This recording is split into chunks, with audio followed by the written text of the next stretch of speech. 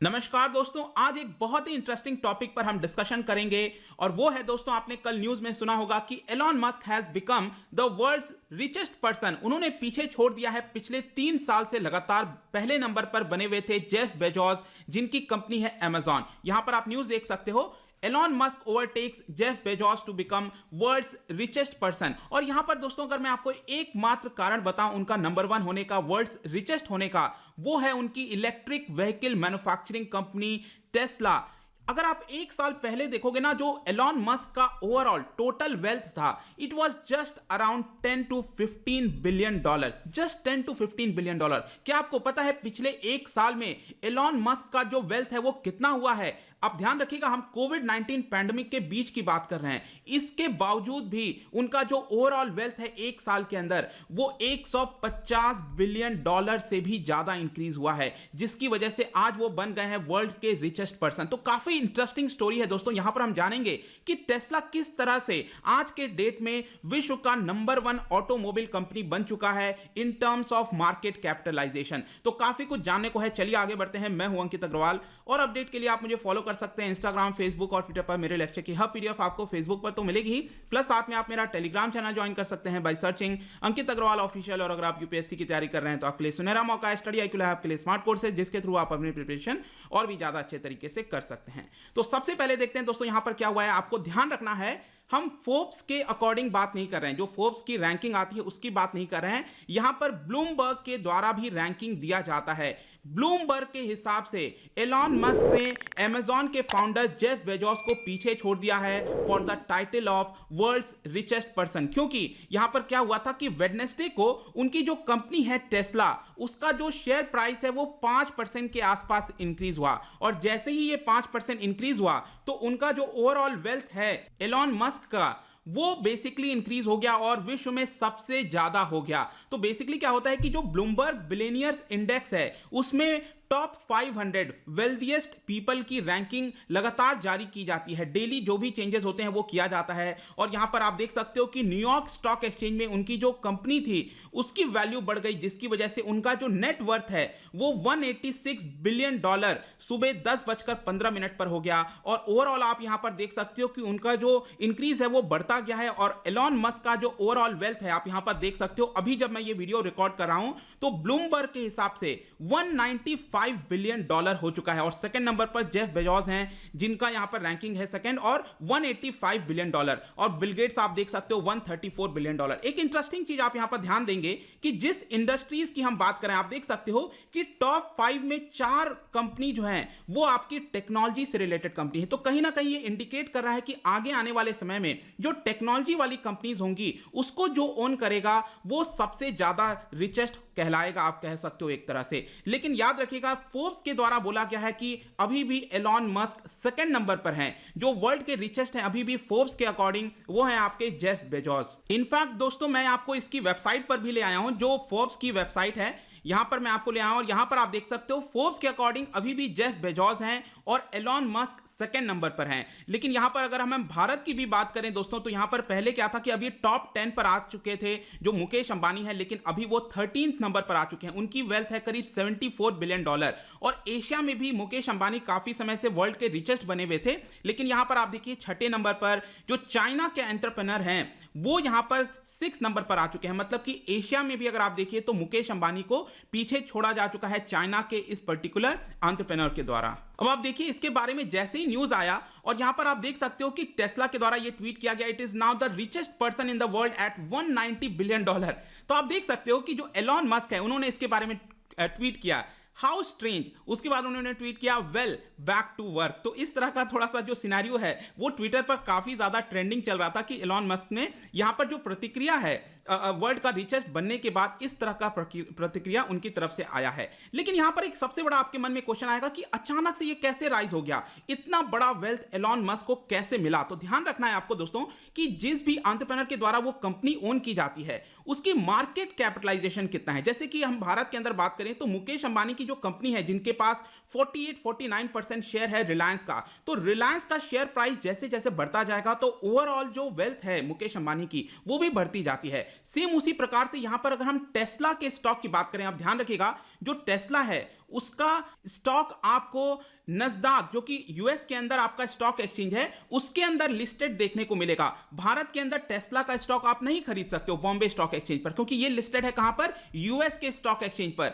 और यहां पर आप देखिए सबसे मेन कारण है दोस्तों 2020 में एक साल के अंदर टेस्ला का जो स्टॉक प्राइस है आप देखिए 740% इंक्रीज हुआ है। मतलब कि अगर स्टॉक प्राइस 100 रुपीज था, ये बढ़कर हो गया 840 रुपीज। आप सोच सकते हो कि 740% इंक्रीज होना किसी भी स्टॉक प्राइस में कितना बड़ा वेल्थ क्रिएट कर सकता है। तो उनकी जो कंपनी थी टेस्ला, वो एक साल के अंदर 740% का जंप लिया है। यहां पर आप इस पर्टिकुलर जो नस्डाक का आपका चार्ट है ये देख सकते हो कि 2020 के पहले आप देखिए यहां पर इसका वैल्यू क्या था, कुछ भी नहीं था, जस्ट लाइक $80 $90 के आसपास चल रहा था। लेकिन एक साल के अंदर आप देखिए किस तरह से इस स्टॉक के अंदर उछाल आया है, और $800 से भी, हर एक शेयर का दाम $800 से भी ज्यादा हो चुका है। तो ये एक सबसे बड़ा कारण है जिसकी वजह से यहां पर जो एलॉन मस्क है उनका वेल्थ इतना ज्यादा हो गया। और यहां पर आपको ध्यान रखना है कि पेंडेमिक के समय यहां पर बहुत सारे लोगों की वेल्थ कम हुई है, इनकम गई है, लेकिन जो लोग टेक्नोलॉजी से जुड़े हुए एंटरप्रेन्योर्स थे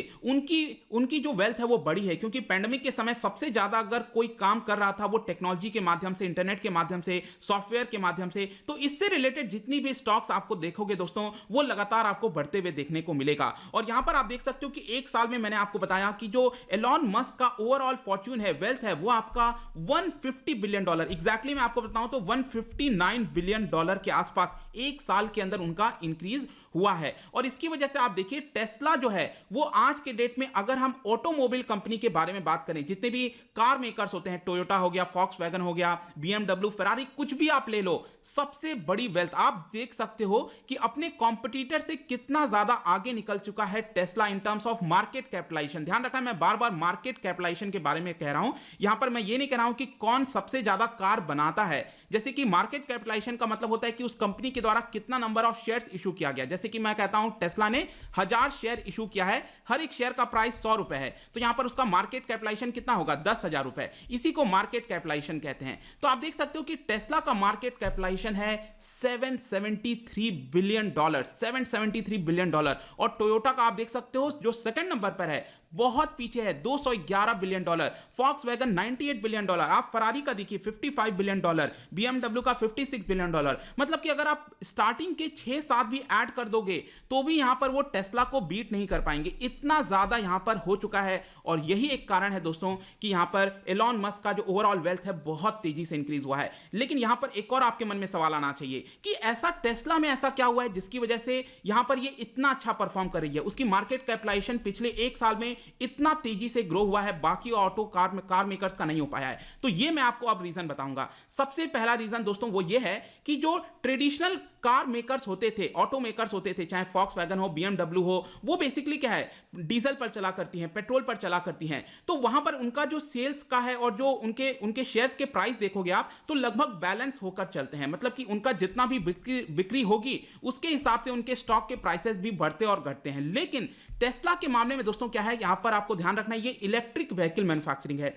अभी तक अगर आप देखोगे तो इलेक्ट्रिक व्हीकल पर बहुत ज्यादा जोर नहीं दिया जा रहा था, लेकिन इस पूरे पैंडेमिक के बीच में और जो क्लाइमेट चेंज को लेकर डिस्कशन हो रहा है उसकी वजह से यहां पर अब अंदाजा लगाया जा रहा है, प्रिडिक्ट किया जा रहा है कि आगे चलकर जो टेस्ला है वो बहुत तेजी से अपने कार की बिक्री करेगा। आपने सुना होगा भारत के अंदर भी इसकी एंट्री होने वाली है 2021 में, लेट्स सी कि कब होता है। लेकिन प्रिडिक्शन लगाने की वजह से जो उसके शेयर्स के प्राइसेस हैं वो बहुत ज्यादा इंक्रीज हो रहे हैं और इसकी वजह से टेस्ला का जो शेयर प्राइस है वो इंक्रीज हो रहा है। दूसरा, लार्ज मार्केट, जो मोबिलिटी का मार्केट है, ट्रांसपोर्टेशन का, अगर हम व्हीकल की बात करें, आप देखिए यूएस की ये कंपनी है और यूएस के अंदर ही जो नए कार के सेल्स हुई है वो $800 बिलियन को हुई है सिर्फ यूएस के अंदर। उसके बाद चाइना का नंबर आता है, यूरोप का नंबर आता है। तो यहां पर इतना ज्यादा बिक्री होना, इसका मतलब कि उनकी सेल्स बढ़ेगी, प्रॉफिट बढ़ेगा और इसकी वजह से भी टेस्ला के जो शेयर प्राइस है वो इंक्रीज हो रहे हैं। तीसरा याद रखिएगा दोस्तों, जो टेस्ला की पूरी कार मैन्युफैक्चरिंग है वो काफी हद तक डिपेंड करती है सॉफ्टवेयर के ऊपर। और लेकिन अगर आप कंपेयर करिए जो पहले के कंपनीज हैं, ऑटो कार मेकर्स हैं, उनका सॉफ्टवेयर के ऊपर उतना बल नहीं होता है, लेकिन ये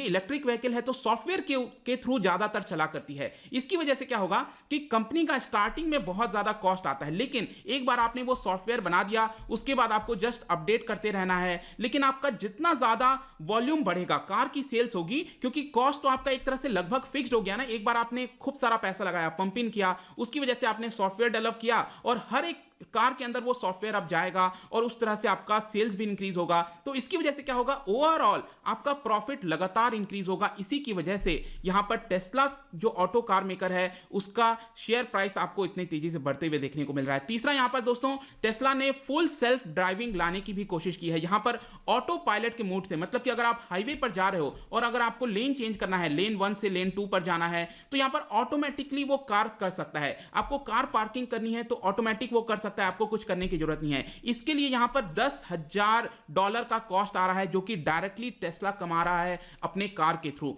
इसकी वजह से भी उसका प्राइस इंक्रीज हो रहा है। तीसरा यहां पर आप देख सकते हो जो मार्जिन होता है, मतलब कि हर एक कार मेकर एक जब कार वो बेचता है तो कितना उसको रिटर्न आता है, कितना प्रॉफिट होता है, उसको EBIT भी कहते हैं दोस्तों। इसका मतलब earnings before interest and taxes, मतलब टैक्स और इंटरेस्ट देने के पहले उस कार किसी भी कंपनी को कितना प्रॉफिट होता है, बेसिकली उसी को अर्निंग्स कहते हैं, अर्निंग्स EBIT कहते हैं। तो यहां पर आप देख सकते हो कि जो टेस्ला है उसको पर कार के सेल के ऊपर $6,800 का प्रॉफिट होता है, 13% का EBIT है इसका।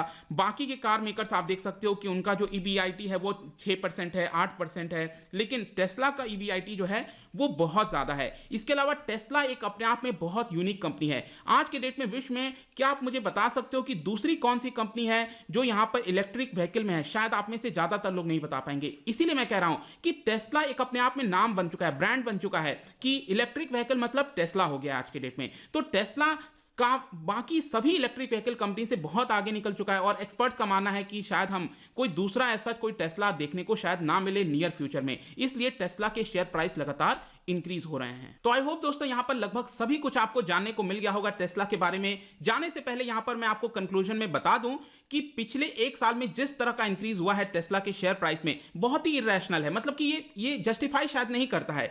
इसके वजह से यहां पर क्या करना होगा, एलॉन मस्क को अगले 4 से 5 सालों में उसको जस्टिफाई करना होगा कि जो यहां पर उन्होंने प्रॉमिस किया है, अगर उसकी सेल्स की ग्रोथ नहीं होती है तो उसी प्रकार से उसके शेयर्स के प्राइसेस भी गिरने लगेंगे और जो ओवरऑल वेल्थ है एलॉन मस्क का वो भी गिर सकता है। तो यहां पर उसको जस्टिफाई करना होगा अगले 4 से 5 सालों में कि क्योंकि यहां पर प्रेडिक्शन के हिसाब से चीजें हो रही हैं, लोग एक्सपेक्ट कर रहे हैं कि ये बहुत अच्छा परफॉर्म करेगी। अगर सपोज नहीं करती है तब यहां पर प्रॉब्लम क्रिएट हो सकती है। तो आई होप दोस्तों ये जो पूरा वीडियो था आपको काफी इंटरेस्टिंग लगा होगा, काफी कुछ जानने को मिला होगा। जाने से पहले मैं आपके लिए क्वेश्चन लेकर आया हूं इलेक्ट्रिक व्हीकल इनिशिएटिव से रिलेटेड ही। भारत के अंदर इसमें जो इनिशिएटिव लिया गया है इससे रिलेटेड 2 स्टेटमेंट है, बताइए कौन सा स्टेटमेंट करेक्ट होगा। इसका जो राइट आंसर है दोस्तों मैं अपने इंस्टाग्राम पर तो डालूंगा ही, अगर आप इंस्टा पे नहीं हो कोई बात नहीं, टेलीग्राम से ले सकते हैं। यहां पर मैं अपना एक्सप्लेनेशन जहां पर भी रिक्वायरमेंट होता है वो भी डाल देता हूं। मैं कई सारे MCQs यहां पर स्टोरीज के फॉर्म में डालता रहता हूं, वहां पर आप जाकर प्ले कर सकते हो। अगर आप मुझसे इकोनॉमी पढ़ना चाहते हैं, कोई भी कोर्स परचेज करना चाहते हैं, स्टडी IQ ऐप पर जा सकते हैं। आई होप की वीडियो आपको पसंद आया होगा।